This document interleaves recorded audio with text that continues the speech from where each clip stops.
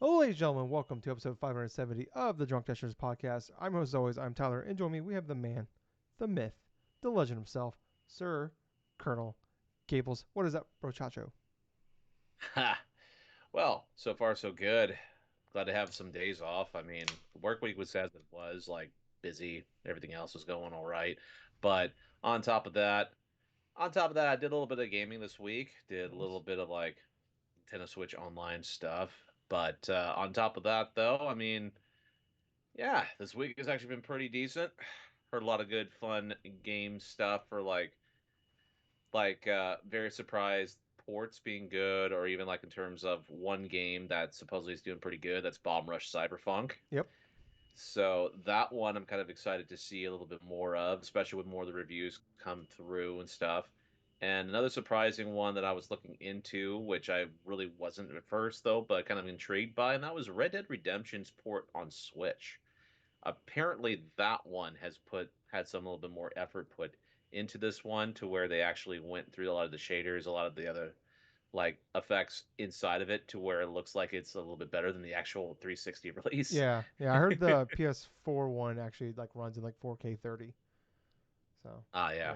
So I actually I realized this just yes last night actually. Um, I actually like owned the digital edition on my Xbox. So like well, I'm Yeah. good to go then because I think I had like I think they did the FPS boost for it a while back. So Oh yeah, they've done that for like a while mm, ago. It's just now with some Rockstar just coming out with a PS4 and the Switch port for and stuff. It's like, yeah, I mean yeah, this they can sell you $50. So yeah, but other than that though, what have you been doing, Tyler? clinging and banging as always. It's been a long summer, been a long last 4 months. So just been working a lot. So Gables, I did something. Yeah, I what'd you did do? something. I didn't want to tell you about it. I'm gonna show you. There we go. Almost lost I it. smell a burning Almost lost wallet. it. Shazam! You bought yourself a Series I bought an X. Xbox Series X, baby, for audio listeners out there. I have the Xbox Series X box in my hand. Yep. So I just got it last night. Set it up, and I've had the Series S since like March 2021. I found like a decent little bundle on the S, a couple years ago, and I don't know, I was like, oh, I'll be good on this for all, I think this would be perfect for me. And then it's like Starfield's coming, Gables, Forza's coming. And I'm like, Yep. Hellblade 2. Hellblade 2 was like, all right, when they did the little showpiece trailer at even though I know it wasn't gameplay, um, at Summer Game Fest back in June. I'm like, fuck, all right. So I need to get a Series X before that comes out. So I want to be prepared because that's gonna be the big showpiece for me. And so yeah, I bought that, and I've been working crazy hours for the last like 4 months or so, and I've been pretty good about not like spending a bunch of money on dumb shit, and Yeah. being smart about paying bills, getting ahead on shit as much as I can. I'm like, God damn it, I'm gonna spoil myself a little bit. So I bought it. I bought this. So yeah, so I got my Series S sitting over here now. I'm probably gonna hook it up to my PC, and maybe I can use it for like streaming and shit. For whenever I stream, whenever that may be, maybe extra life shit like Yeah. that. But yeah, so I bought that. So I'm pretty excited about doing it. So I was going through last night though, when I got it all set up. I'm like, all right, I want to fucking see some shit on this. So I was like, all right, well, let's go. Let's tell some of the showpiece stuff I have like on Game Pass. I went through Gables. Not a lot of showpiece games on for this Xbox console yet. I don't No. like. I immediately went download Forza Horizon 5. I'm like, of course, gotta do that. And I was like, all right, cool. What else can I get? That's like I want like an Xbox like series game. Not like a like I know there's like Gears 5 and Gears 4 look fantastic on that thing, but they're last Yeah. gen games. I want like something that was made for this. And I was like, there's not a lot. There's not a lot, Gables. So Not on Game I Pass. drove around for like an hour or so in Forza, and it looks beautiful. Don't get me wrong. I'm super pumped. But yeah, I'm looking forward to Starfield here in a couple weeks. So that did it for me. That comes out.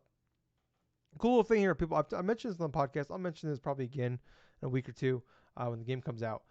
But if you are someone that's planning on playing Starfield through Game Pass, it comes out September 6th. But if you want to play that game on the first, if you're just planning on playing like through Game Pass, like I said, you can actually just buy the premium digital edition that comes with like all the DLC and comes with everything for just $30, and you get the game Wow. on September 1st. So There you go. I was actually able to surprisingly get the Tuesday, Wednesday. Why I usually Wednesdays are supposed to be my day off anyways. But I've been working my days off for a while now, so I surprisingly was able to get the Tuesday after Labor Day off, and I'm going to be taking that Wednesday off afterwards. So I have a nice little 5-day weekend, and I'm going to play There Starfield you until my eyes bleed. So that's my plan on my new Xbox That Series sounds X. So yeah, pretty excited about that. Got that, so I got all hooked up and sticking around with it mostly today. But yeah, we'll talk about what we've been playing a little bit later. But yeah, that's pretty excited about it. Gables, good times. So you and I both, yes. we now both of us now have the top tier consoles for each platform. So well, Yeah, we I don't do. have the Switch OLED, I guess, but I have the launch Switch still. But still, you know what I mean. We have the main tier. Yeah. Plus, we both have Series S's. Um, but yeah.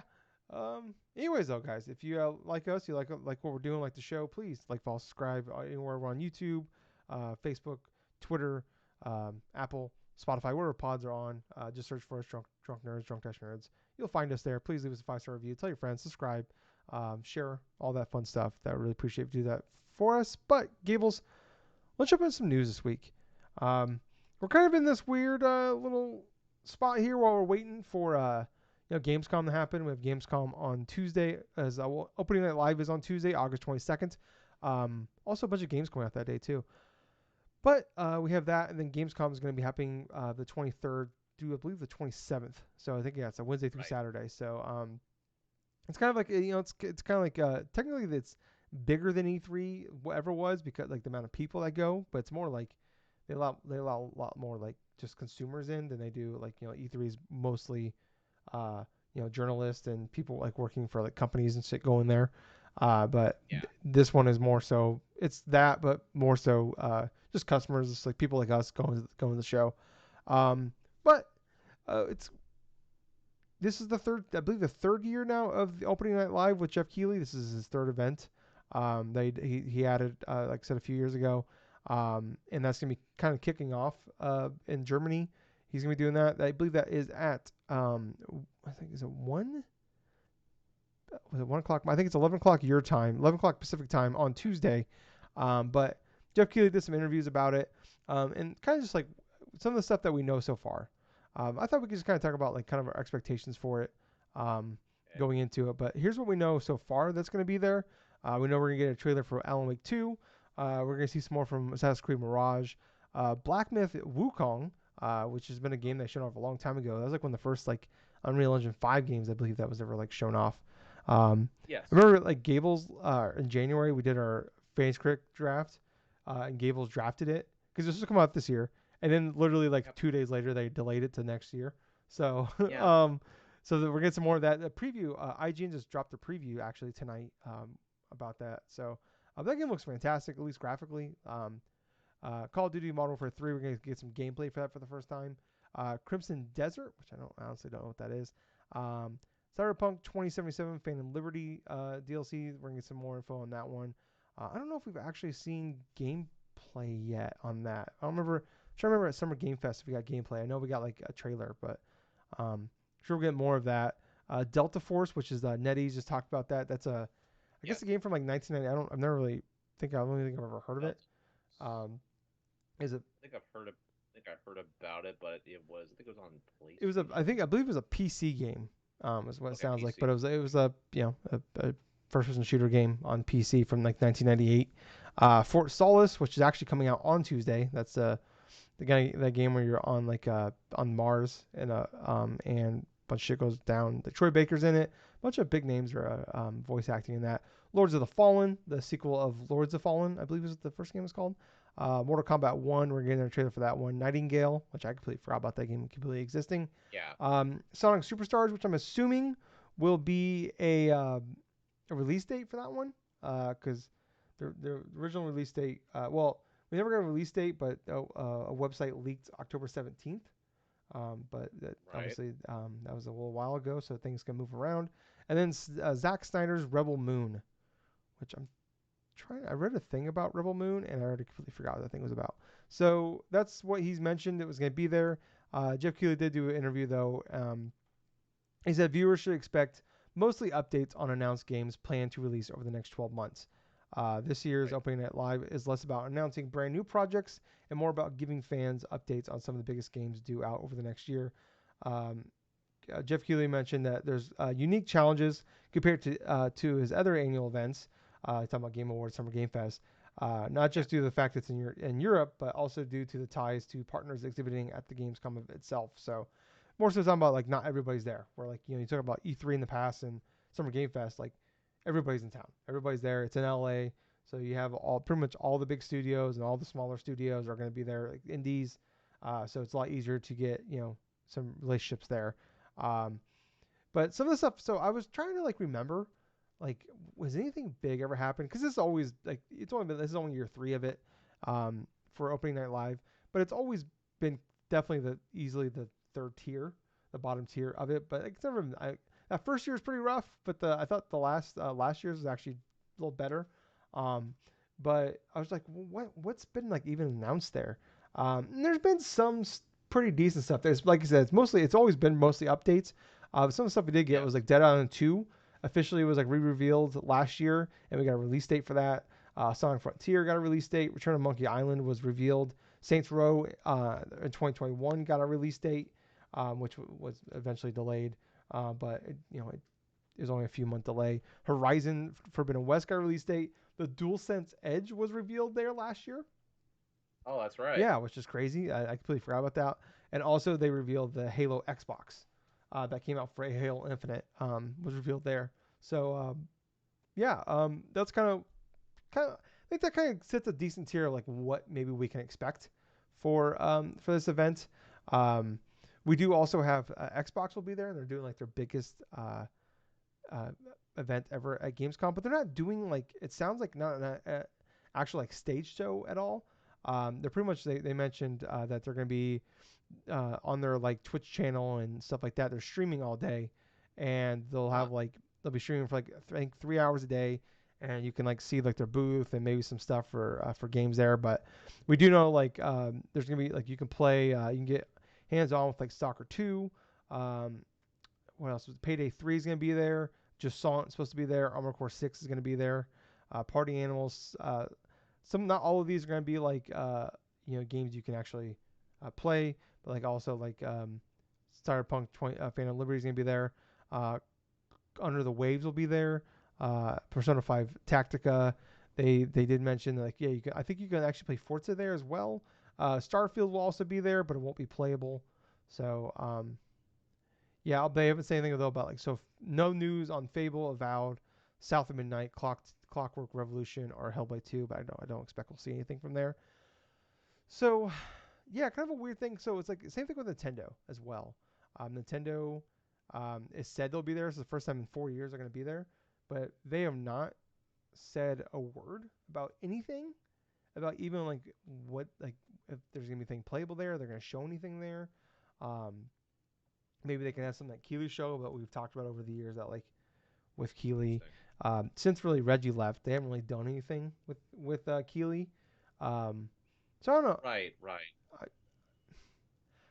I, I think I'm going in with like pretty modest expectations. I'm not like uh, this is I will say I know keep people like to give Keeley a lot of shit and stuff like that. I appreciate like I love like I'd rather have a Summer Game Fest and Game Awards and Opening Live than not have them at all.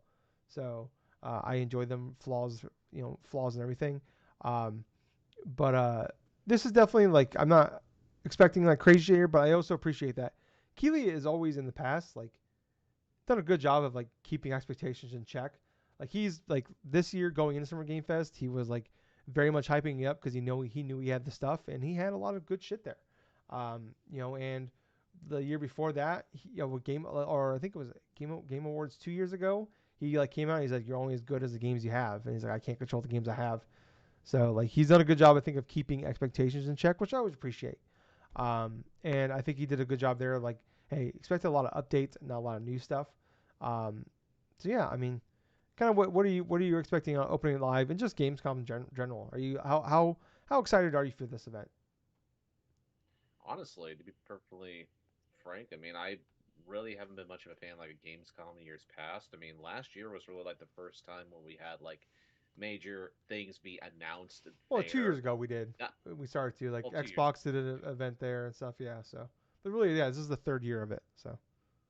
Yeah, that's true too. But what I'm expecting really is like either like release dates for certain games or like maybe new stuff adding on to like games that we've already seen. Obviously, like say with Stalker 2, maybe like a new mode or new crew of weapons that are showcased or something that's going to make it even more interesting or set pieces.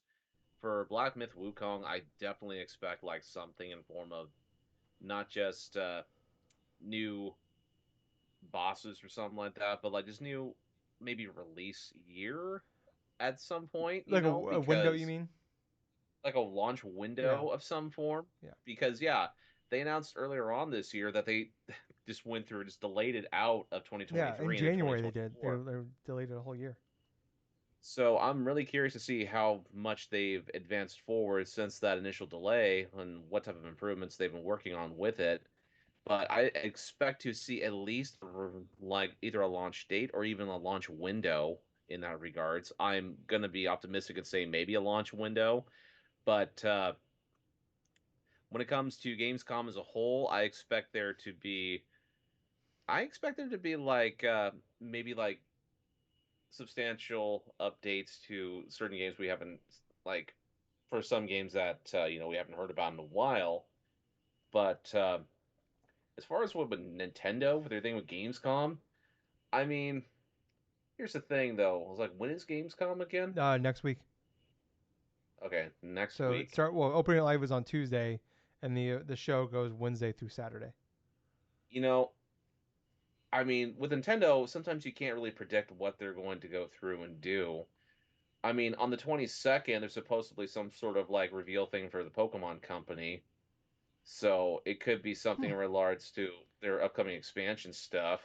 I mean, there has been like rumors floating around the grapevine that apparently there's supposed to be like some form, like something to be introduced more so inside of like their expansions and stuff with a teal Oh, mask or okay. like I the didn't hear that one. disc and stuff like that. Like there's supposed to be like a paradox Pokemon. There's like certain things that are rumored or supposed leaks of like a paradox Pokemon that could be showcased there or whatsoever.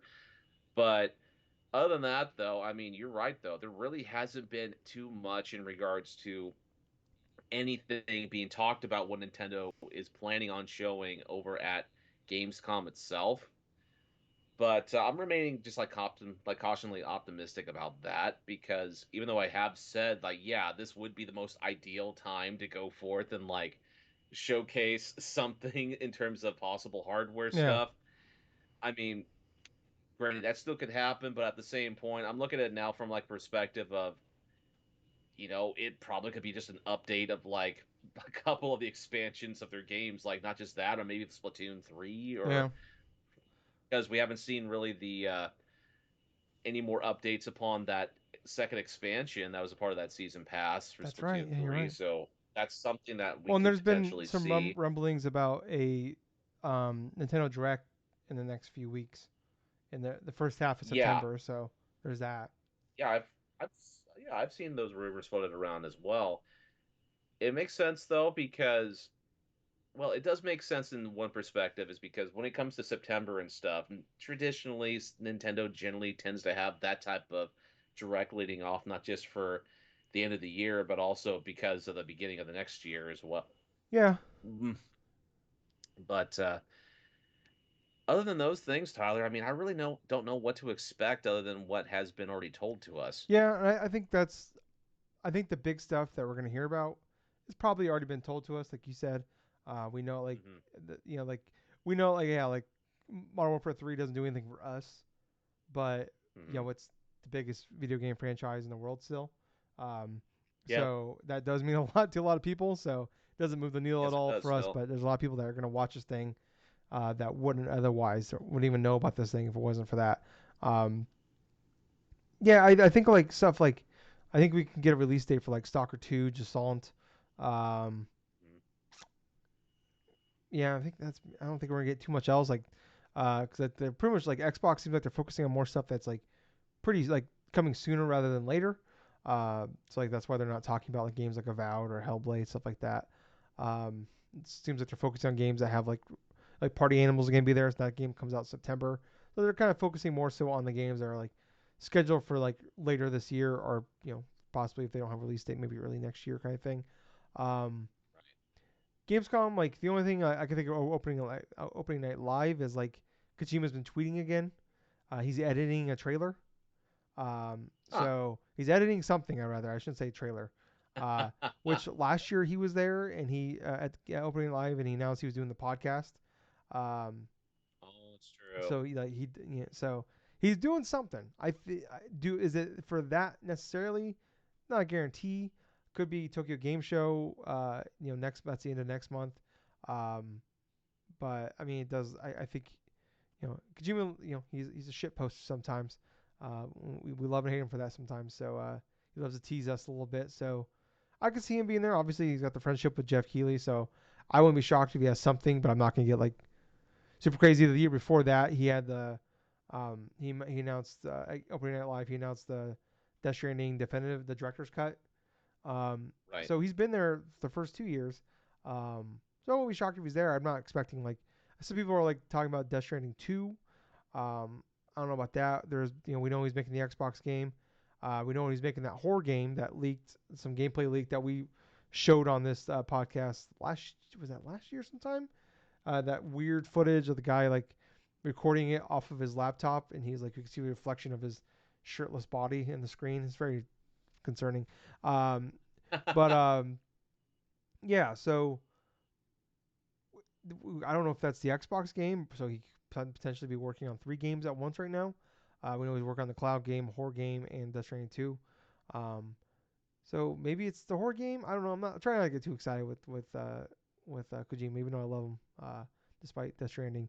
Um, you know, but I don't know. Then like Nintendo was just like there's been the rumors coming out that like for from the beginning of the year there was talks that they were going to announce the new Switch, the new whatever it's going to be, at either Gamescom or Tokyo Game Show, and people weren't like concrete saying that, but like saying for sure it was going to happen, but saying that they were heavily discussing doing it. Um, and I don't think Nintendo is going to be there at this point because I feel like they'd make a bigger deal of it by now. If they were going to do something like that, they would have mentioned it already.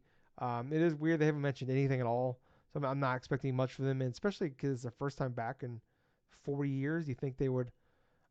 It could just be like, like they're doing the Seattle thing in a couple weeks, and they said that like it's not gonna have any.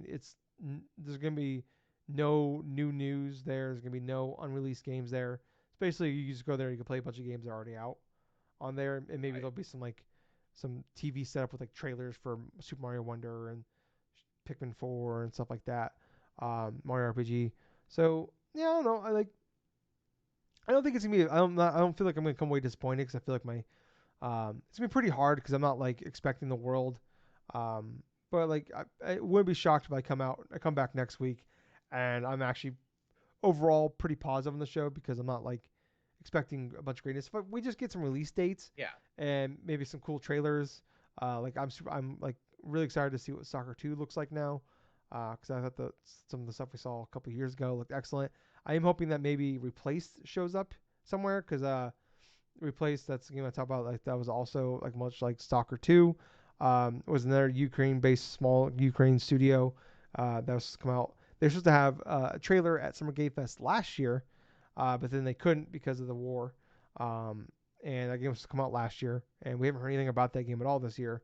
So Yeah. maybe it's a make good here. Also, it's coming to Game Pass day one, so it could be something to do with Xbox. So I don't know. That's something I'm got my fingers crossed for because that Replaced game looks fucking awesome. But I am begging all games that don't have a release date right now, please don't come out this year. There's just too much good. There's Yeah. just too much stuff. There's like 3 pretty good games. There's like more than that, like 4 or 5 pretty good games coming out next week. And then like the week after that, there's like 2 or 3 more. And then after like Starfield on, it's just a murderer's row of fantastic games. So Yeah. it'd be really great if we just not put anything out anymore. Like don't even put anything on December, because I'm gonna be like playing catch up the rest of the fucking year. And just try to keep up with like all the games coming out, let alone adding new stuff. So for my sake, please, if you're an indie game especially, please just come out in January, February, stuff like that, because yeah, it's a busy time of year. Um, but yeah, let's move on here, Gables, to let's talk about some more. Let's talk about some Pokemon here. We've been talking about them All right. a lot in the last couple of weeks because they announced there was the rumors of the presents. Then we, excuse me, then we had the presents. Um, in an interview they did during the Pokemon Trading Card Championship Series, whatever you want to call it, um, they he did the CEO of Pokemon Company did an interview. Someone asked about like kind of like the future of like Pokemon the video games and kind of like the issue like are they like looking at changing anything? And this is what the CEO had to say. I think in general, if you look at the path we've taken up until now has been this consistent release, always regularly releasing products on a fairly fixed kind of cadence, you might say. Always having these products able to be introduced and new experiences for our customers, and that's how we've operated up until now. I think we're still operating in that way, but there's more and more conversations as the development, excuse me, as the development environments change, but about how we can continue to do this while making sure that we're ensuring real quality products are also being introduced. So, kind of a word salad here of like two paragraphs of yeah, we're talking about making changes, and I don't want to go on a whole rant about the games they put out, the last few games they put out, Sword and Shield, and especially Scarlet and Violet. I'm not gonna go that again. I've been doing it for a fucking year now. I'm tired of doing it, but I don't know, Gables. It's the thing we want them to do. I hope they do it. It's nice to at least acknowledge it. This is the first time they've actually acknowledged the issues of Scarlet and Violet, or the closest they've come to acknowledging the fact they exist. Someone did actually point out here that in the 27 years of Pokemon being around, there's only been 7 years a mainline game didn't come out. So, um, That's true. yeah, I don't know. I mean, you're the Pokemon guy. I'm just gonna give you the floor on this one, Gables. All right. Well, in terms of that, I mean, yeah, the CEO of the Pokemon Company is pretty much just outright saying that, yeah, they do recognize the issue because the quality of the products that they have been putting out. This is from what I'm interpreting. The quality of some of the products they have put out, had could have benefited more from like initial, like subsequential, like more time in order to get the products more ironed out. At the same point, it's like I look what they're doing consistently that has brought them success, which is quintessentially yearly releases of specific like games, not just mainline games, but talk about they're talking about like a set schedule that the Pokemon Company has had for now over 20 years, ever since Pokemon came out. The animated series, the original Red and Blue, dating all the way back from like 98 all the way up till now. It's like it's just goes into a cycle to where it's like every couple of years, okay, another generation, then you have subsidiary games with it, then you have the anime that goes alongside with the video games and stuff like that. There isn't really too much break in between a lot of like the next major Pokemon games, with the exception, I believe it was from generations like 3 to 4, I want to say, because even with that, like 2002 was pretty much the release of third generation, Ruby and Sapphire. They had the show, they had everything else going right there. But then the wait between that generation and say generation 4, that was like what? Let's see. They had Emerald, I think, in 2003, and then like around 2007, I want to say 2006, 2007 was like Then they generation have 4. um Fire Green and Fire Red, Leaf in between Green, there. yeah. Yeah, you're right. Yeah, they had Yeah, remake. They had like remasters of those games and stuff in between those reigns. So you could even say that, yeah, they did initial remakes of the original games to do that and yeah, stuff to try to you're right. tide people April over. 2007 for Gen 4. Yeah, April 2007 for Gen 4 and stuff. Generation 3 was basically inside of 2002. So that was like about a 5 year or Then there so, was not a a 5 4 year year gap between 4 and 5. gap. Yeah, there's 4 year gap between 4 and 5. Yes.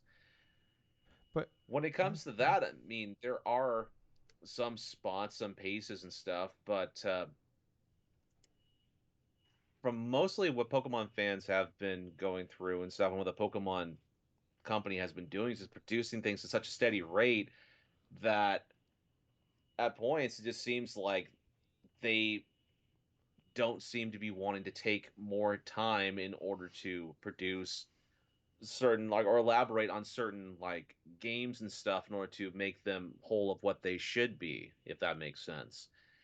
What I'm citing really is with the newer generations. I'm not talking about just Sword and Shield and like Sapphire, like no, Scarlet and Violet. I'm talking more so even with the 3DS games too. I mean, just look at the case for like Sun and Moon and then Ultra Sun and Ultra Moon. Basically, you had those releases and then you release like the sequels to them pretty much like what about a year or so Yeah, apart they or came some or a out the year or very two next year. apart Yeah.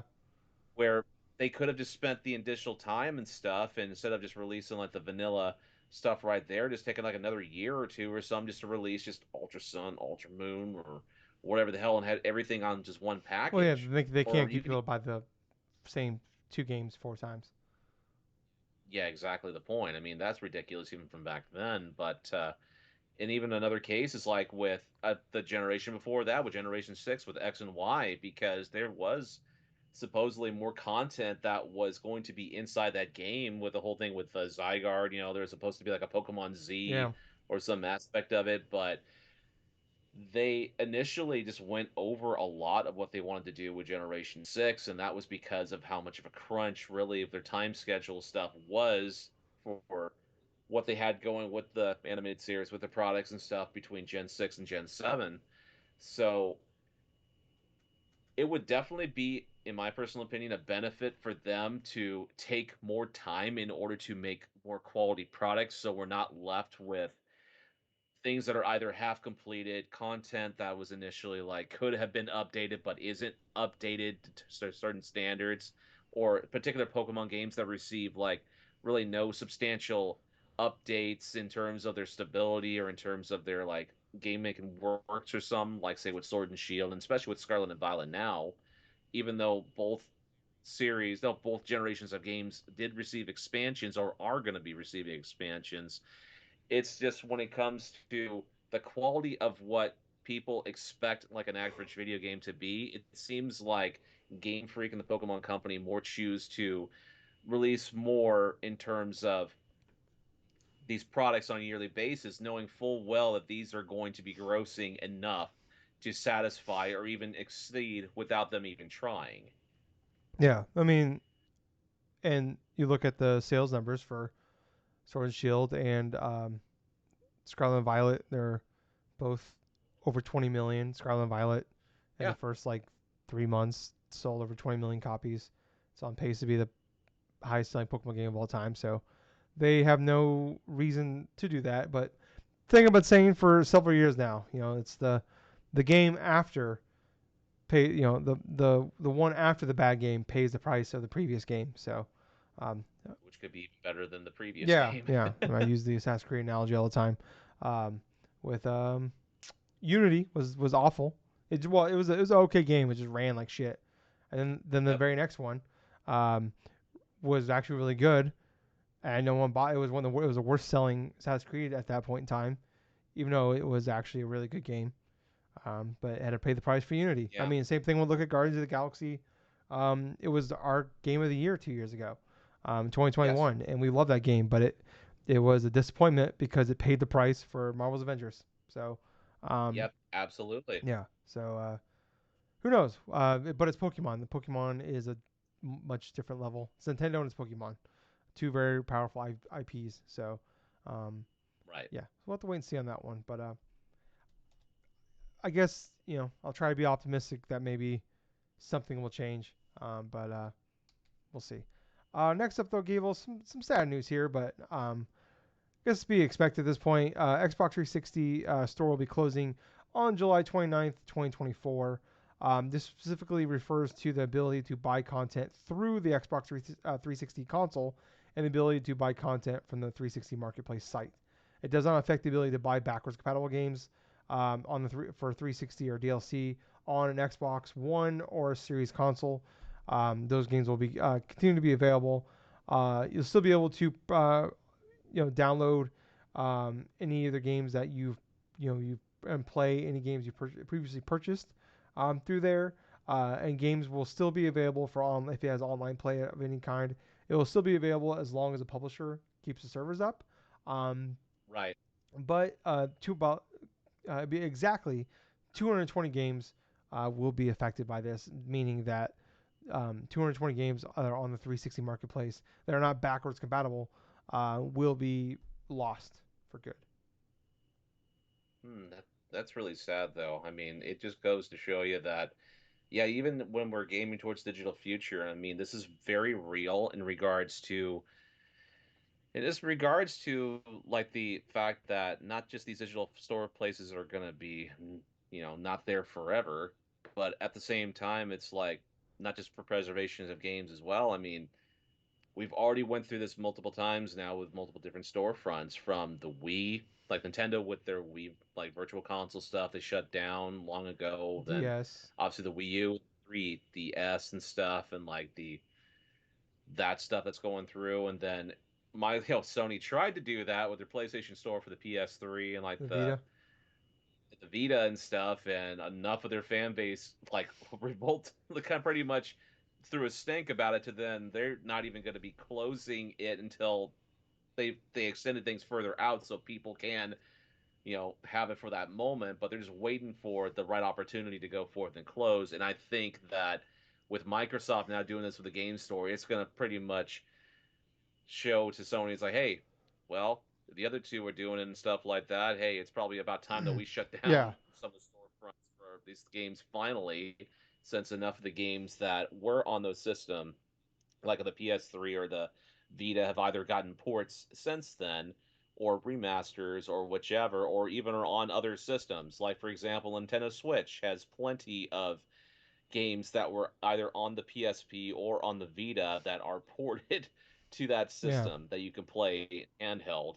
And what's kind of hilarious about it is like there are many gamers, including myself, that kind of throw the joke where it's like the Nintendo Switch OLED is pretty much kind of like what the PlayStation Vita Yeah. I mean, was. that was a joke. Like the first like year of the Switch coming out was like the Vita was like surviving strictly off indie games, and then the Switch came Yes. out and it basically just that was like the final nail in the coffin for the Vita was the Switch coming Yep. out because all those indie games were like, wait, people are buying this console, we'll go over here, and that's what they did. Yes. Yes, exactly the point. But at the same time, I'm kind of curious in regards to the the Xbox 360 only games that are still on the marketplace that are not backwards compatible. There's like 220 I think a lot of those are gonna be apparently. like licensed games probably. Those games that like that we see those games all the time. There's like Simpsons arcade game which got pulled a long time ago. Um, Yeah. you're talking about like probably a bunch of old sports games. Um, like any like the NCAA games are gone. That's probably fucking Yeah. 50 right there. Um, No shit. but it's probably there was like they had that indie there was that indie store there for a long time. So there were some good games on Yes. there. Like I remember like for like a Oh yeah, the game room thing that they well, there was had game going room, but there. this was like there was like a just like an indie like it was like kind of like the indie like the basically like those smaller games like Steam gets like the kind of like the last few years of the 360 marketplace. They had like a whole like indie area you can Yeah. go into and you could buy. There's some cool games there. I remember like finding there was a game, a really great game on there called I made a game with zombies in it, and it was just a guy. The guy made it Oh by himself. yeah. The game was it was like 99 cents. The game was awesome. It was just a guy he did the music, he did the game. He made a whole game by himself. It's like a twin stick shooter, and it's just him like playing the drums, saying "I made a game with zombies in it." That game was awesome. It was just him playing it on repeat over and over again, like until he died. It was awesome. Um, but Oh, that's right. Yeah. Yeah, those type of games are going to be disappearing, I imagine like it's where probably on a Steam lot somewhere. I won't be shocked if it is. I hope for maybe. their sake it is. Um, I don't know. I mean, like, I don't have the energy to get like too up in arms about this because like I mean, this console is from 2005. Um, so I mean, we're talking. I mean, at that point, 19 years. When you look at like Nintendo shutting down consoles like a decade or less after they came out, and the Wii U and the 3DS. Um, Right. I'm not. I don't know. I don't know. Like, I get it, it sucks, I'm just but I will say this about yes, Xbox: is of the big three, they have been the best about saving these games. Like they you yes, they can have been. play like the original Xbox games on your Xbox consoles, your new Xbox consoles. They did the backwards compatibility. They've like a lot of servers Yes, are back. Like you can play all the old Call of Duties. Like you can play still from the 360 era yeah. on your Xbox Series consoles. Um, That literally is going the next step in regards to not just preserving those games in terms of their servers, in terms of this and that and stuff, but also for like the older games in general that they could have just said, "Hey, we're not going to do backwards compatible for original Xbox or 360 games, and we'll just have Xbox One onwards to what we got going here." But instead, we have options still to purchase a lot of these 360 games and stuff on the storefront for the yeah, Series X or S. if you have like an Xbox Like if original Xbox disc still, you can put Kotar in your console and play it. Um, so All right. So anyway, I was actually looking up the list here in regards to 360 only games and stuff like that. This thing was updated, I think, recently right here. So I'm just going to read off this. I'm just going to go forward and see which ones kind of like are some more noticeable here. these are the So games that will be I know, lost forever. I think so, yeah, that are like 360 only, not backwards compatible or whatsoever. And you can chime in too if there's something that doesn't see here. So let me let me just double check to see if this is a decent list here.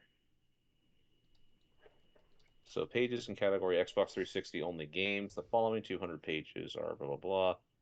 Out of 211 total, may not reflect recent changes. Okay, because I was just about to say I see beautiful Katamari on here, and I'm thinking, wait a minute, did that just get like a re-release? Yeah, so a lot of I mean, okay, I found a list here.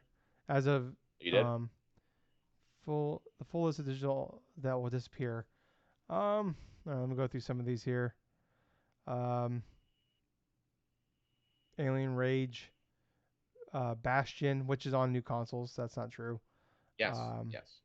and some of these are not accurate because they're on other consoles. Burnout Crash, Hmm. Call of Duty Classic. Um, yeah, I'm not the ones that like I recognize are on other platforms. So like Fez, which is on other platforms. Um, yeah, even like of the 211 games we're talking about here, they've been ported to other consoles. So it's probably Right. just the original versions will be lost. Um, yeah, so like we have like a bunch of NCAA games here I'm seeing. Um, so that doesn't shock me. Those have been gone for a long time though. Yeah, so I mean, it looks like the majority like they have a bunch of Street Fighter games in here. State of Decay, which is on other consoles. Um, well, it's on other Xboxes. So yeah, so this Right. of those 211 games, from what I understand here, like a lot of these games are like available elsewhere. So the ones Okay. that like I even like that stand out to me. So I don't know. Like it sucks. Don't get me wrong. I'm not trying to like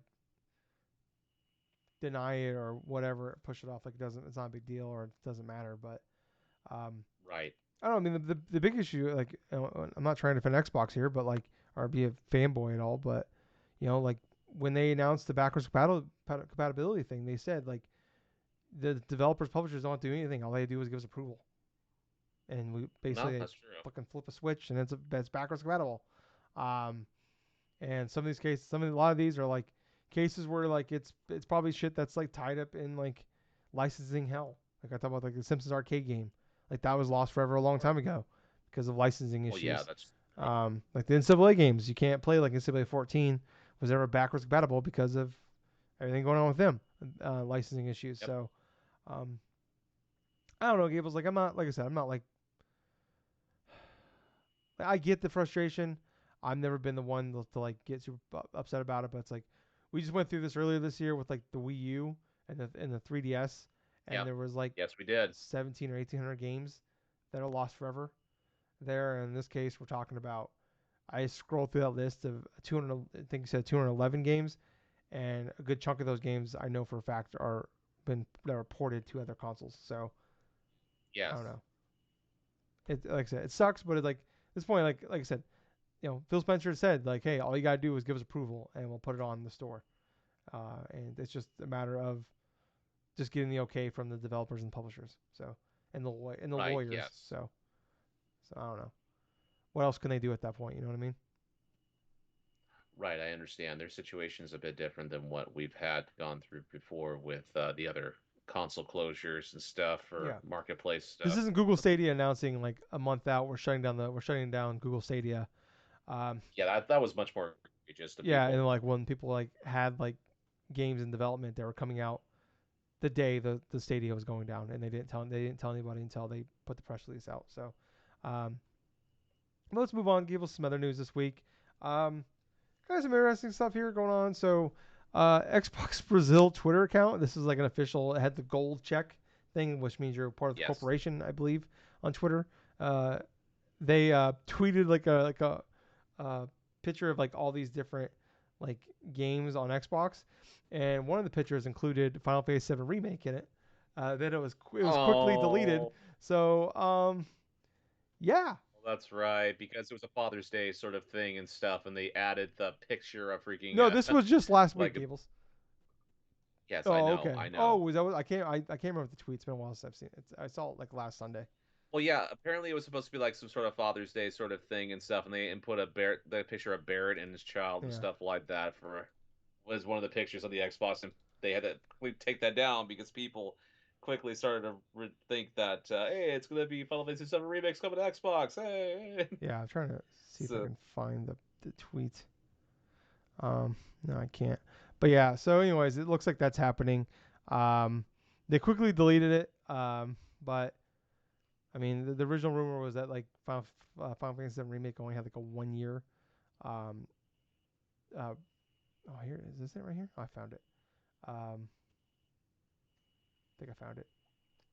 Yeah. So yeah, but it's in like Spanish, so I can't understand what it's saying. But yeah, you're right. It is like a father thing. Um, but yeah, it's probably happening. Makes sense. We just had the whole thing with like Final Fantasy 14 is coming to Xbox. They announced more games are coming to Xbox, and kind of the stuff that's been out. It's been out there for the last like few months now. It kind of came out that like there's been an issue between at least the old CEO for Square Enix. They recently changed that there was some issues between Xbox and that CEO. So now Square Enix is like, why are we just giving away this free money? So and even like like some games like that just don't come to Xbox from Square Enix. right, Like there's no reason they don't come. It's not like PlayStation bought exclusivity; they just don't go there. So maybe this will change some of that because it makes business sense to put on everything. Um, this is kind of a unique situation. We don't see this too often, Gables. Assassin's Creed Mirage went gold already, which is pretty incredible. Yeah, really, like most games, like nowadays, like they don't announce. Like gold doesn't mean what it used to mean. Like gold means like that's the game no, that's going out on the disc. Um, Back right, then, that was a big deal. Like pre-internet, like like pre like 2007 probably. Like the game that all right, cool. Everybody's done working now because you can't do updates. Uh, Now it's like this is what's going on the disc, but everybody's gonna keep not gonna stop working because they're gonna still keep making the game's not done. But in this case, it's kind of typically like uh, um, Starfield just went gold like Wednesday, I believe, huh? and the game's not done yet, obviously. Um, it was pretty incredible. 2 months out, it's going gold, and also they announced that it is coming out a week earlier on October 5th. Um, Oh, to kind of get out of the way of everything going on. And I'll kind of get to what's coming out in October here in a second. But also, Alan Wake 2 got delayed by 10 days from the 17th to the 27th, um, which gives I saw like a headline that Alan Wake 2 got delayed, and part of me was like disappointed in the sense that like I think Alan Wake 2 is probably my Spider-Man and Alan Wake are probably like my 1A and 1B of most excited games for the rest of the year. So yeah, part of me was like disappointed that I got delayed, but also like fuck yes, 2024, thank you. Like I was just like, oh cool, one less game I gotta like try to like get in before game of the year. Um, but no, it's only 10 days, and they even said in the post about it that they're delaying it to kind of get away from all the other big stuff here. So um, I wanted to kind of look at October here, Gables. We've been we talk about how crazy this fall is, but here's coming like some of the stuff coming in October, like kind of the name stuff here. Assassin's Creed, October 5th. Detective Pikachu Returns, October 6th. NHL 24, October 6th. Forza Motorsport, October 10th. Lords of the Fallen, October 13th. Hot Wheels Unleashed, Hot Wheels Unleashed 2, October 19th. Marvel's Spider-Man 2 and Mario Wonder on October 20th. City Skylines 2, October 24th. Metal Gear Solid Collection, Volume 1, October 24th. Alone in the Dark, October 25th. And Alan Wake 2, October 27th. So there was like that incredible like 10-day stretch between Forza on the 10th and Spider-Man and Mario Wonder on the 20th, where there was like 7 or 8 pretty big games coming out. And now it's like there's still like that many big games coming out, but now it's like 3 weeks instead of 10 days. Um, I don't know how. Well, that's much better. That's much better to digest. Yeah, for me personally, I don't know how much it makes a difference because like I feel like well, I think Spider-Man comes out and Mario come out on a Friday and Alan Wake comes out on Tuesday, so it's like I probably wasn't gonna start Alan Wake before the weekend anyway. So it's like, so at that point I'm probably just gonna like Spider-Man is probably my main focus, and then I'm gonna play Wonder on the side here and there. But like Alan Wake was probably gonna be put to the end, so it doesn't make a major difference for me because like I was already gonna play Alan Wake last probably, even though I said it's one of the most anticipated, but I think it's gonna be a smaller game. It's gonna be like a more compact game where Spider-Man's gonna be, probably 30-hour, 40-hour game, and Mario Wonder's probably gonna be like I don't know, 5 to 10 hour game. Uh, Yeah. and then like Assassin's Creed, like I already kind of like in my head, I'm like, that's gonna be my Black Friday pickup game. I'll just the game's gonna be $30 on Black Friday, and I'll buy it then and I'll play it. But yeah, I mean it's just pretty crazy. So it's smart to get away from it. But man, I'm looking at where's it at? Where was it at? Alone in the Dark, October 25th. You gotta move, dog. You gotta go. I'm sorry. I'm not trying to be. I'm not. That game looks okay. Like I don't think that game is gonna be like great. I don't even think the game might even be bad. It's probably gonna be like a game that in the end it's gonna be like a mid to high 60s to like mid to low 70s is what I'm thinking. I'm thinking between like 66 and like 74 is what I think is gonna end up, which isn't bad. That's fine. That's perfectly fine. It's a full price game coming out in the middle of all of this shit. And I get Yeah. you want to get in that Halloween bump, but I promise you, I'm not trying to be an asshole. I think the game looks fine. If I see a game for like $20, I'll probably check it out if the reviews are good. Not in October, in February maybe when nothing else is. If there's nothing else out, yeah, maybe I'll pick up. Maybe I'll check it out. So maybe you need to move. What about you, Gables? What's your thoughts on all these games moving around? Honestly, I think it's fine that the games are moving around, just moving things up or moving things out of 2023, like as it stands and stuff. I think October is going to be a pretty solid month to game in Yeah, general. I mean, you got Assassin's Creed Mirage, which hopefully is going to be more of a return of form in terms of quality in regards to Assassin's Creed. So I really look forward to seeing how that does. Obviously, I want to play Super Mario Wonder because it's something new, and the fact that the gimmick kind of has me hooked to wanting to just play it, just play around with it and see what type of weird gimmicks they've come up with here. Because sometimes a weird Nintendo, in terms of what they make for games, can be a pretty fun yeah, Nintendo. yeah, So, other than that, though, I mean, it's basically going to be one of those type of months and stuff. It's going to be kind of a cool down from September with the major releases, even leading up to September. Armored Core 6, like freaking yeah. I mean, we can kind of Starfield. run through this real Uh, fast you want to here. yeah, that's Yeah, fine. so like next week here, Bomb Rush, well, like just Friday, Bomb Rush, Cyberpunk, Madden, Yeah. Texas Chainsaw came out just yesterday. Uh, Yep. on Tuesday on the 22nd we got Fort Solis, Mortals of AVM, Wrestle Quest. Can't forget about Smurfs Cart. Apparently that's a thing. Uh, Blasphemous 2 is coming out next week. Armored Core 6 is coming out next week. Right after that, we got Goodbye Volcano High, Sambe de Amigo, Sea of Stars, Under the Waves, um, Trine 5, forgot about that. Coming out, and then like September. Like September's not like crazy packed. It's got Starfield in it. Oh fuck, I forgot about Baldur's Gate 3. God damn it. That's coming to PS5. Holy shit. Same day. Never mind, take it back. uh, But we got NBA 2K. We got the Pokemon DLC. Um, Crew Motorfest, Liza P and More Combat come the same day. Party Animals, Intern Yeah. Nights, Payday 3, Cyberpunk Phantom Liberty, my fucking god, Cocoon, fuck.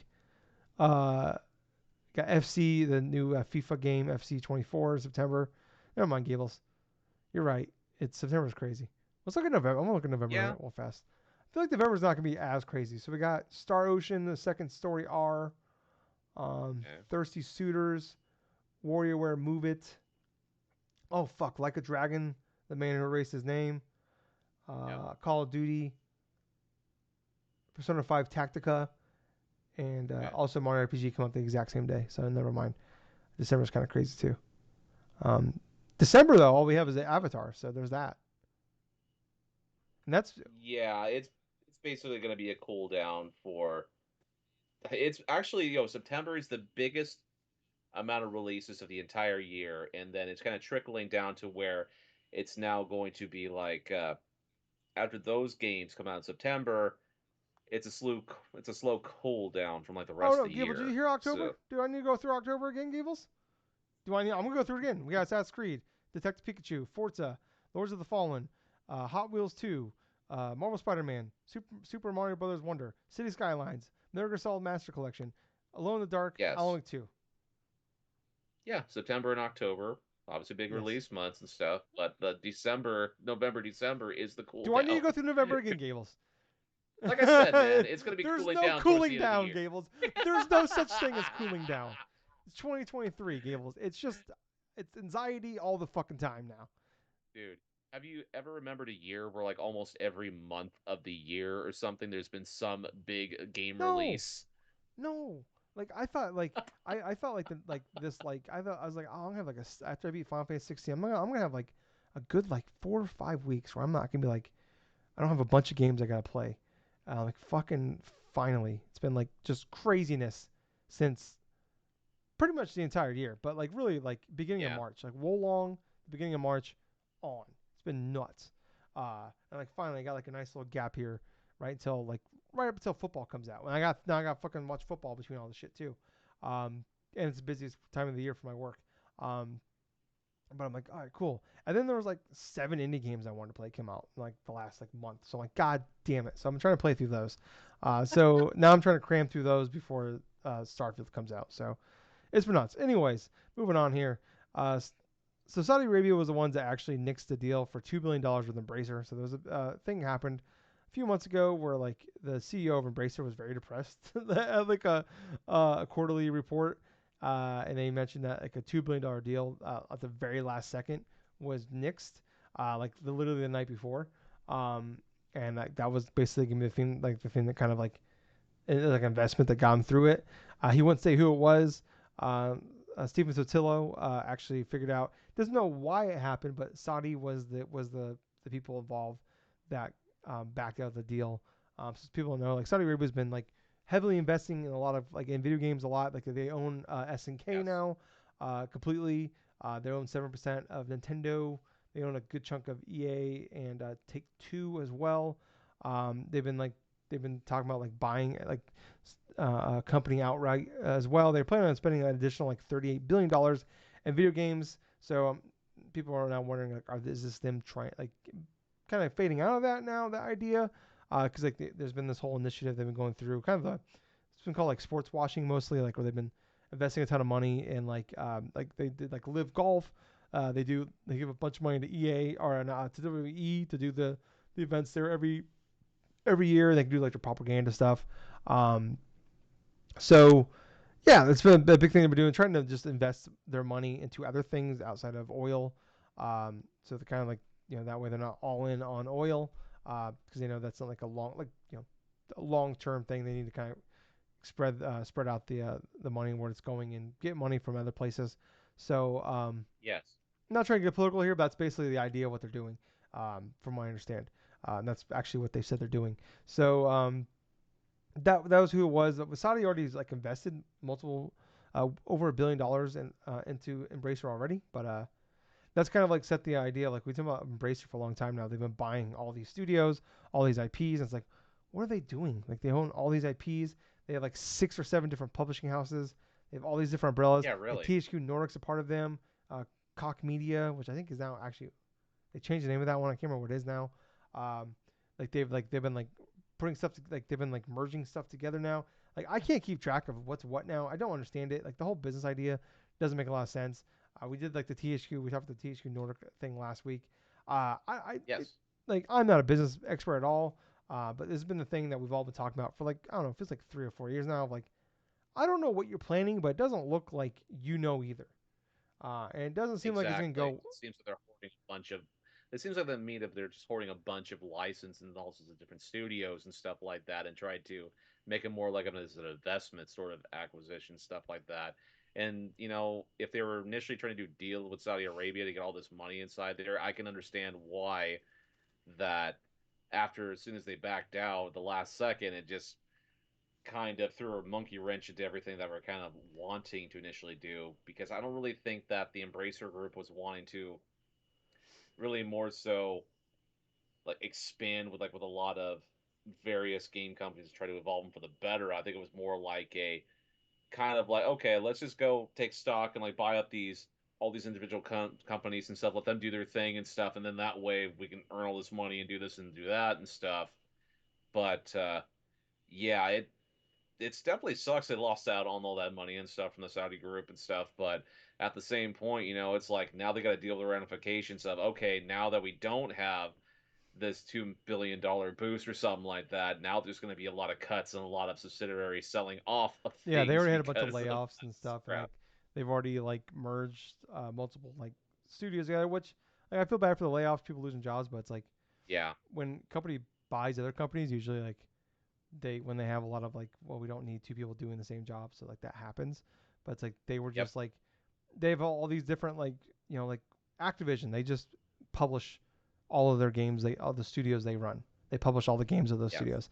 But like Embracer has all these different companies that publish and they have developers and they have publishers. So they have like over a half dozen different publishing houses as well as um, developers and and like over 100 studios developing games for them. So like it make more sense of like just put the games out and instead of being I don't know who does Saints Row. Oh my gosh, like Volition or Volition, something yeah, like like that. Volition is also a publishing house, so it's like so then Volition as well. Like make just like Volition is the developer, and then Bracer is just be UB, just Embracer just be the Ubisoft name, just like that's the publisher, Embracer. I don't know, it doesn't make a lot of sense to me. Why you do it, but like I'm not a business expert, but it's like what, like that name would mean a little bit more if like we saw it all the time and like we play this game instead of like oh, it's also Embracer thing, but Right. like doesn't the Embracer's not anywhere on here. So when we see Embracer, we see THQ Nordic. We don't. That name doesn't mean too much to us, because it's so they spread themselves too thin. And then also like, when you like, there's nothing wrong with putting out double A games. There's a market for it, like these smaller games. But like, they talk about like they've been doing a lot of like these remasters. And then like if the remasters do well, then they do new games of those, or they do remakes. Um, Yes. and the problem is like yeah, it's great you can do that, but like the margins on those are very thin. So it's like you can only miss out so many. So and then the games come out like no problem. It's not a big deal being sevens, but it's a little harder to swallow that when a game comes out it's a seven or it's a in the 60s kind of thing. Like it's a little hard to swallow at full price. So like I said, the margins are very thin. Um, hope for the people that work there they can figure it out, but yeah, we'll see. Next up here though, Keith David is replacing Lance Riddick for his role in Destiny. Gables, you're the Destiny guy. Um, I've seen some back and forth on that one. Um, kind of like if you're going to replace the role, Keith David is probably the best person to replace the role, I would say. But how are you feeling, Gables, on this one? Actually, I feel great about it because I like Keith David as a voice actor, and quite honestly, he would fit the role of Zavala perfectly, as because of the fact that not only does he have the voice actor itself has experience like other characters, say like in other sci-fi games, like say for Mass Effect and like some other voice acting roles and Yeah, stuff, but yeah, you know what? I really just like the pick in general, personally. I mean, yeah, he generally does a great job in his acting. He generally doesn't like say anything too stupid or like inconsistent with what he delivers, in terms of yeah. emotion. So I'm kind of interested than like hearing more in regards to what he's recorded for Zavala. It's better than say outright killing the character directly because at the same point, Zavala is one of those characters that's kind of an integral part of like Destiny 2 in Kind of, terms of not just the story he stuff, ties the whole room but together. Yeah. yeah, yeah. And though I can understand why like other Destiny players like see it as kind of like a bad thing and stuff, because a lot of them feel like, oh man, Zavala, it was this guy's like character or something like that. It's like they should just retire the character or should just do this or do that. And it's like I understand, but at the same time, there are just some things that we just need to move on with, Yeah. and that's the route that Bungie ended up taking with re just like recasting Zavala as a voice actor and stuff, and this established voice actor inside the gaming industry and stuff. And I'm glad it's Keith David. Yeah. Yeah. Yeah. It's a no win situation on both sides. So whether you retire the character or you place him, so it's a tough call, but I feel like they made the best of it. Another thing here about Starfield reviews drop if you're interested. The embargo goes up August 31st on at 11, I believe 11 a.m. Pacific time. Or, Ooh, or, so I could sell it 2 weeks from yep. now. So about 2 weeks, day before early access are the people that buy the premium edition comes out. So we shall see. Boy. Ah, Pretty pretty excited. This is gonna be I'm not like usually like super pumped for like reviews. We typically have a general idea how games are gonna do, but this is one I'm very curious about how it's gonna do. Um, this is yeah. maybe the most important Xbox game to come out in a long time. It is their most important because this is the first party game that people have been waiting This is what you bought for Bethesda literally for. years. This is why you bought Bethesda Yeah. for. And last but not least here, apparently Chris Pratt and Tom Holland are going to be the voices in a Jack and Daxter movie. Okay, why not? Yeah. I mean, that's just the thing, It's like I've heard Chris Pratt inside the Mario movie, and I thought he was all right Yeah. in terms of the It wasn't Mario offensive. movie. I mean, no, it wasn't really too offensive. But at the same point, okay, Tom Holland and freaking Chris Pratt as Jack and Daxter. I mean, Well, I seen Tom Holland in okay. Uncharted, and it was offensive. So, um, Well, yeah, but then again, you have like him playing as Nathan Drake, so it's like, yeah, yeah. They should, I didn't really watch the movie, but even from the clips that I have seen, it's like it didn't really impress me too yeah, much. yeah. I told Justin if he let my best friend Justin, I told him if he lets his kids watch that movie, um, I would call child protective on him. And Gables, if you watch that movie and your dog's around, I will take your dog. So that's how offensive that movie is to me. So just keep that in mind when if you wanna fuck around and watch that movie because it's bad. It's real bad. Um, Gables, let's move on to what we've been playing. Do you want to go first? Or you want me Okay. to go first, buddy? You know what? I'll have you go first this time. Alrighty. So haven't played. I played a few games this week. I don't have too much to say on any of them. First up, I played a game called Fall of Porcupine, which heads up. This was a review code that was provided for me on this one from the publisher. Um, I played the first like 90 minutes. So I did something here, Gables, this week. The last couple weeks here, I went outside my comfort zone. And there's a couple games that I really dug the vibes for them for a while. I'll talk about the other game here next, but they're both similar type of games. So Fall Out Porcupine was a game that I believe it was at an indie event.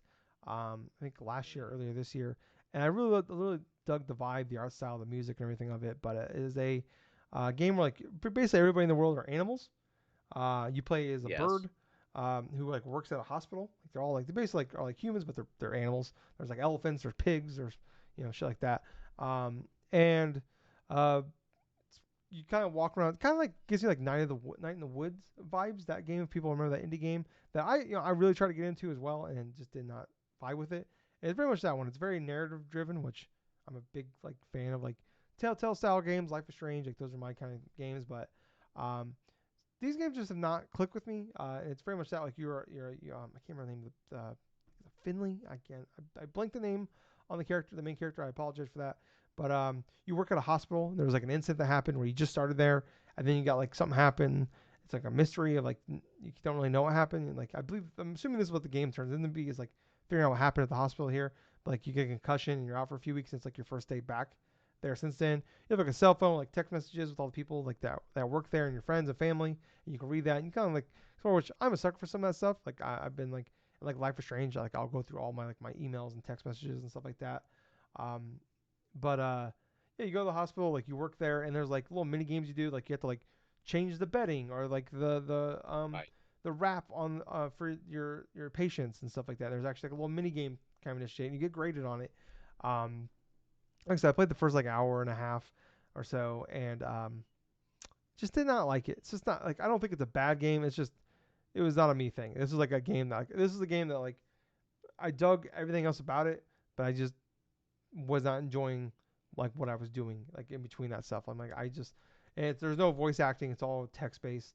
Um, Okay. so it's just like just did not vibe with me. So I like I said, apologize for that one, but just not a me game, not a Tyler game.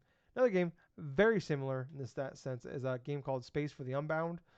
This game came out Okay. in January of this year, and I heard a ton of praise about it. I watched some trailers for it a while back, and I love the trailers. I love the vibe of it. Love the art. It's like a pixel art style. This is like more so of like almost like a point and click adventure, like a Secret of Monkey Island style game, where you play as a boy named Atma, Atma.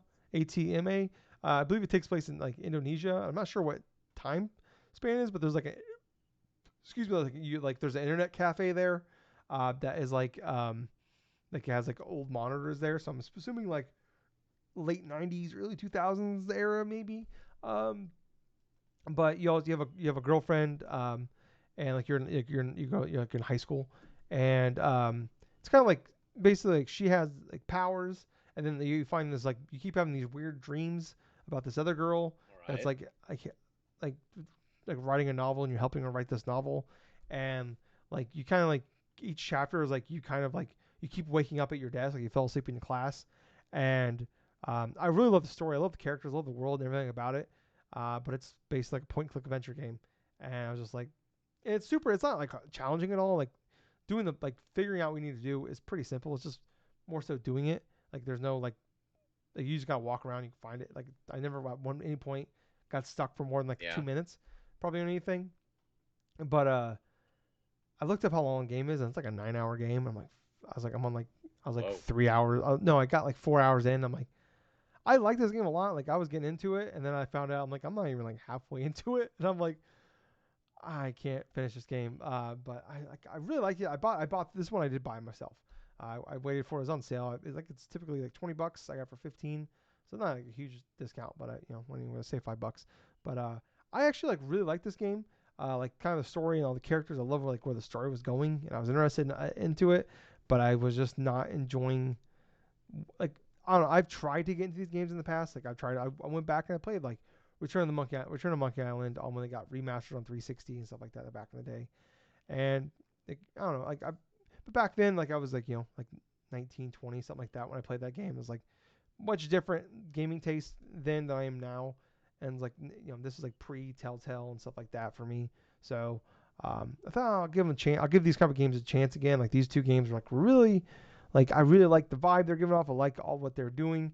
But yeah, they're just not for me. They're not for me. I think they're fantastic games, especially like Space for Unbound, where like I put 4 hours in that game. Like I was really loving all that stuff. So like if you're a fan of these style of games, like just check out a trailer because that game is actually like I think that game could be like really cool. Fall Porcupine, I don't really know. Like the reviews I've seen out there are pretty good. So it's like I imagine it's pretty good. But that game is also I've seen like 7 8 hours long. I'm like God damn, I can't no. Right. Like, if this is like 4 hours or 5 hours, I probably would have like all right, I'll keep playing it. But no, I can't. I can't do it. Um, last but not least here though, Madden 24 Gables is out. It's really good, Gables. The video game gods did not want to play this game though. We've been fighting this week. The game dropped at like 7 o'clock my time Monday night. I'm like, Uh, fuck yeah! I actually got off at like a decent time Monday night. I'm gonna play the game. Fuck yeah! Servers immediately went down. Couldn't play the game. So like, all right, Monday night couldn't play it at all.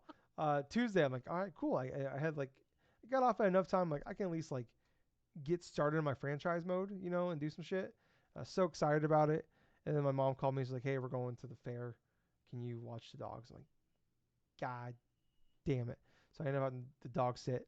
I had to go over there and dog sit. So I couldn't play the game. Wednesday, worked super late. Didn't have time. Thursday, uh, power outage at my apartment. Couldn't play it. It came back on like early enough from when I got, but it was like 45 minutes before I go to bed. So I'm like, never mind. And then last night, finally got to start it. Played a bunch. Probably put like, I think I played like 7 or 8 games now at this point. With my franchise mode, I'm really happy with it. This stuff, like for me, it's like I do only do franchise mode. That's my thing. Um, but I really like franchise is my thing. I never play Mutt, never check out like the Yard or anything like that. But I'm really happy. Like for like someone like me, is like puts this is like my game. Like this is like like a lot of people have like Call of Duty Warzone or Destiny or whatever. This is my that like franchise mode is that for me. And I usually put like 200 plus hours into them every year. Now it's like now I'm getting older and I don't have Uh-huh. much time to play games. Now it's like 150, but still that's like triple anything else, double probably anything else I play over the course of the year. Um, but I'm really happy with like overall like gameplay changes. Like franchises getting better every year. Like I still want more. But like this year the big things they've added like they have like the training camp and the mini camp mode. Like they have all like the old like the mini games you can do like to get your characters. Like you get XP boosts, you get skill points, stuff like that.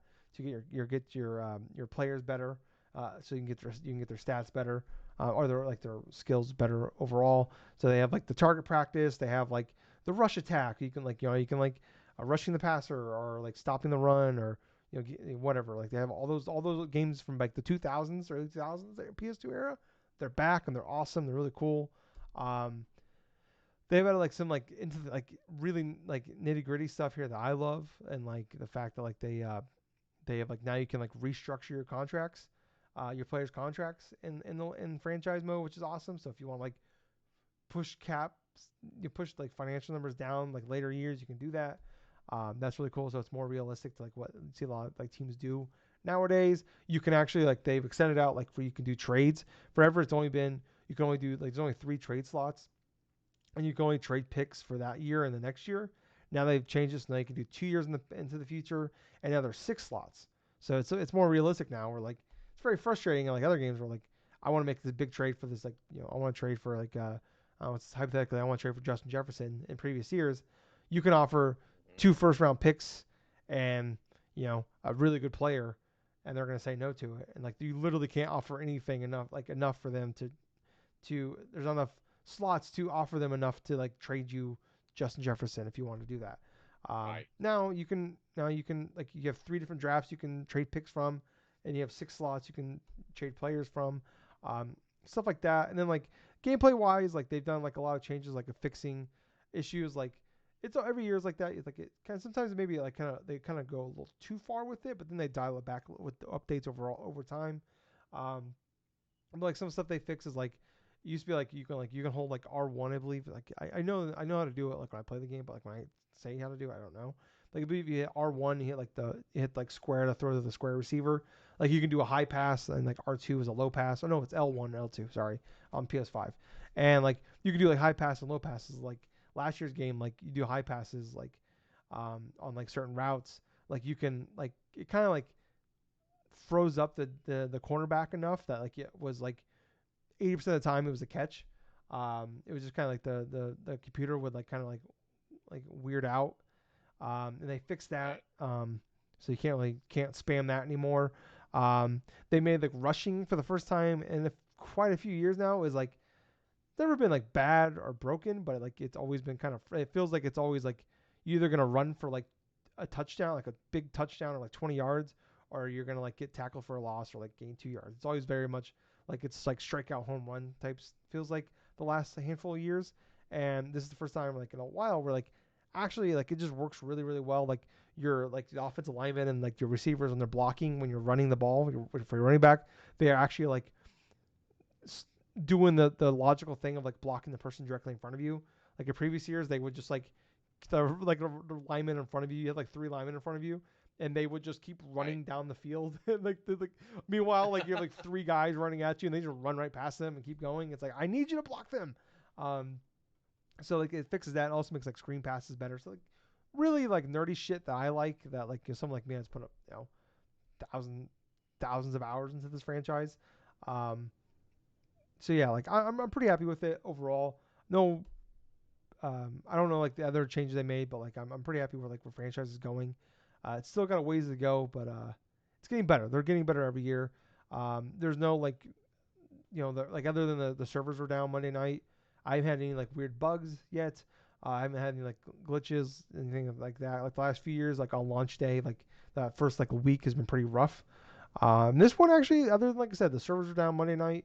I haven't had any actual like real issues like gameplay or the game Okay. freezing or like losing progress because like early last year or like the first like month of the game like randomly you would like finish a game you like hit finish game exit the main menu and then like you go back to the main menu and that whole game just didn't save and you had to replay the game over again. Like that was like an issue. And then like last year's game like randomly like if anybody logged in for like a 2 day stretch to their franchise mode like they lost all the save data.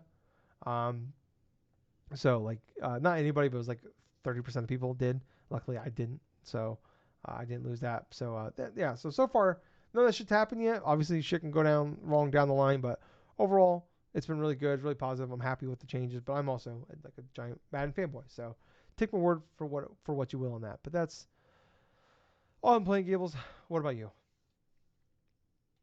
All right, so I've been playing a couple of games. I finished up my initial run for Castlevania Symphony of the Night, the playthrough with just my fists. I'll tell you one thing though. What was really hilarious about that whole run in general is like how long it took me just to defeat certain bosses and certain enemies and stuff. So I went through the different bosses. I took out Medusa. She was fairly easy, though it took me like about 3 minutes just to beat Medusa because I was just using my fists in combination with that and magic stuff. Then when I went to go play against the secret boss, the one it's the extra boss, like that's even more powerful than the final boss. It took it took me like almost 10 minutes to beat this boss. And basically the whole entirety of the boss, I was just basically punching at the boss's ankles while wearing a freaking like lightning like let's see, lightning resisted like no, a lightning based item, right, that replenishes my health every time I'm hit with a lightning attack and stuff. So basically, how the little cycle would go here is I face off against Galamoth and stuff like that, and I'm punching at his freaking ankles and stuff with my character. And then, like, on occasion, he'll actually go and he'll spread out. He'll have a scepter, like, point out, and it does these electric attacks. While I'm doing that, his lightning that's coming off there is actually regenerating my health. And so the only things I really had to do was just to avoid, like, the little balls of light that he would shoot from his scepter and stuff because those initial things that would not heal me but would actually cause me damage. So it was basically 10 minutes of doing that back and forth, which is really hilarious and actually rather well, actually got kind of repetitive after about 5 minutes. Like, oh god, why won't he die? But the final boss of the entire game, when I was facing off against Dracula, actually made it a little bit more enjoyable in terms of the difficulty stretch because I'm so used to beating that final boss with like with the overpowered weapons like Alucard's sword or the shield and stuff with like the shield rod and stuff like Alucard's shield and the shield rod and stuff. So when you use that attack or something, your shield just basically does like infinite sort of attack for like a specific amount of times. But it was fairly difficult. I actually got down to like my last 60 health points, and I had like at least over like 600 at this point because I was inside of my early 40s. I was like level 43, which was around the range where you're supposed to fight Dracula in terms of his final form and stuff. But now that I think about it, I think I was actually 2 or 3 levels under. So I was under level going into the boss battle. Was managed to detour and do all sorts of different stuff in order to try to do any type of damage, from like magic attacks to like try to dodge a lot of the snakehead stuff that he has with his final form. But yeah, I was able to finish up that run. I got close to around 198 completion in terms of that. I got the best ending for that run, so that one was enjoyable. But I'll tell you what, Tyler, the meat and potatoes of what I played this past week was the Pokemon trading card game on the NSO. Nice, nice. Oh my gosh, dude. I mean, I said a little bit about what I said last week and stuff. Like I was losing matches. I pretty much was just spending my time like facing off against the practice guy using like normal duels, and I was like getting a whole bunch of energy cards. Well, after that, I decided to go around in each individual little buildings and stuff based upon the certain elements and this and that, plus checking the emails and stuff because when you check the PC and you get like the emails and stuff from like one of the professors, they'll actually give you a pack and along with advice of how you can actually take on the leaders of those specific like houses. So I was getting like decent cards that would help the structure of my deck currently. So to reiterate, my deck that I'm currently running is sort of like a water psychic sort of hybrid to it, where predominantly water is the main focus, but then you have subsidiary like psychic type Pokemon.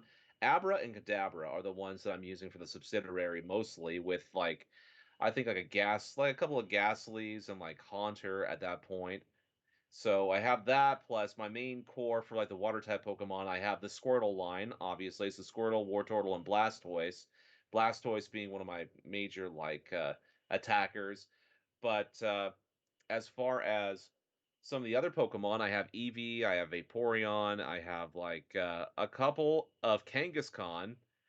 I think one of the more hilarious parts about having Kangaskhan is like I don't basically use him for attack. I use him as a big wall because he has all these like hit points and stuff with a lot of the different Pokemon's base forms from my opponent using that'll do like maybe 10 up to like 30 damage based upon how many energy cards are attached. So I just basically just use Kangaskhan per like attach like a random energy card to him. So okay, use your fetch ability, which automatically draws one card and just ends the turn. And so here I am coming up with ways of using certain tactics I used to use with Yu-Gi-Oh! In terms of making the deck as fast as possible to get the cards that I The stall want. tactic, is that what it So is? No, stall is it's not different. Never mind. more Never mind. It's the opposite. well, it's not an entire deck of like a stall stuff. No, this is more like a combination of yeah, there is stalling involved, but yet the reason why I'm doing that is because I want to draw more cards out of my deck so it's not as Yeah. slow. But yeah, that with those two Pokemon as well as I drew a couple of Articuno out of some of the packs. So Articuno is really good inside of this game because it basically has an ability to where if you attach like 4 or 5 water energy cards to it, it not only does like 50 damage or something like that, but there's an option to where if you flip a coin, you land it on heads, it'll actually do 10 damage to the opponent's like Pokemon on their bench. So I've actually knocked out a Pokemon doing just that. But the what's really interesting in regards to some of the legendary Pokemon I've gotten so far, like Articuno or even like Mewtwo, I actually drew a Mewtwo out of one of the packs. Mewtwo isn't really as strong or something like that, and some of the legendary Pokemon aren't as strong as some like other forms and stuff that you're trying to get and try to earn. But some of the more useful cards I've ended up using are Pokemon like Kangaskhan or Articuno or Blastoise, or even to some extent a lot of the trainer cards like Bill. There's the trainer card Bill that just allows you to straight up like draw 2 cards. I have like about 3 of them inside my deck because, dude, you have that in combination with like maybe a one Professor Oak that which has you discard your entire hand to draw 7 cards, or just like using computer search, which just allows you to like basically offer 2 cards that you're not using, so you can search for any card in your entire deck to add to your hand. These are the type of cards that, if it were another card game like Yu-Gi-Oh, they'd be super broken and probably be banned upon like consequential like ban lists.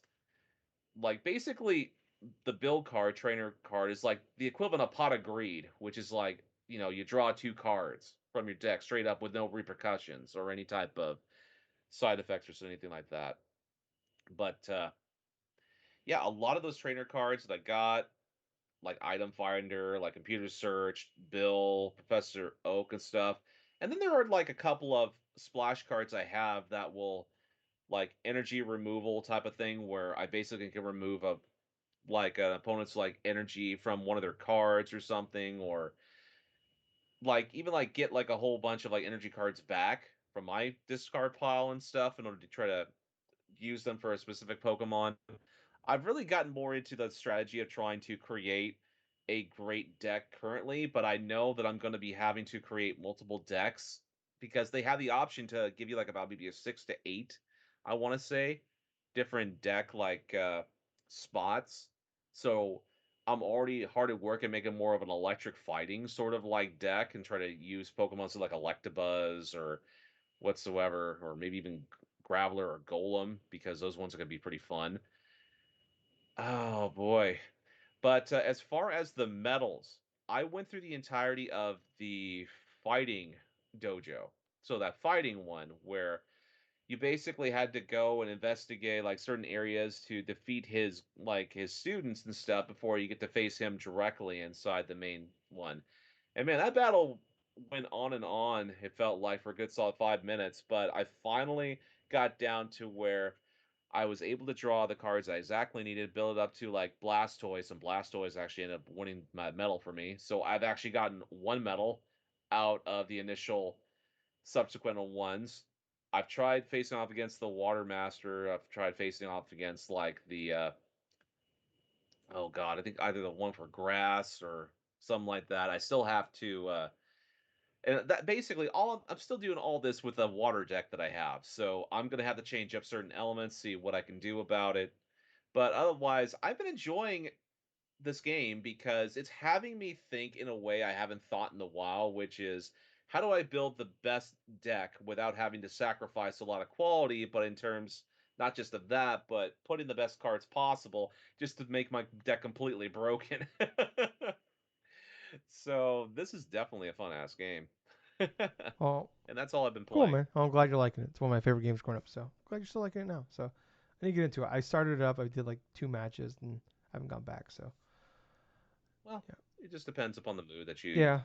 want to Just trying to, do. yeah, I'm trying to just keep up with the games I have. I can't go back to some other I shit. understand. I'm so far behind. Um, but yeah, I think that's gonna wrap it up for this week, guys. So thank you guys so much for watching, listening.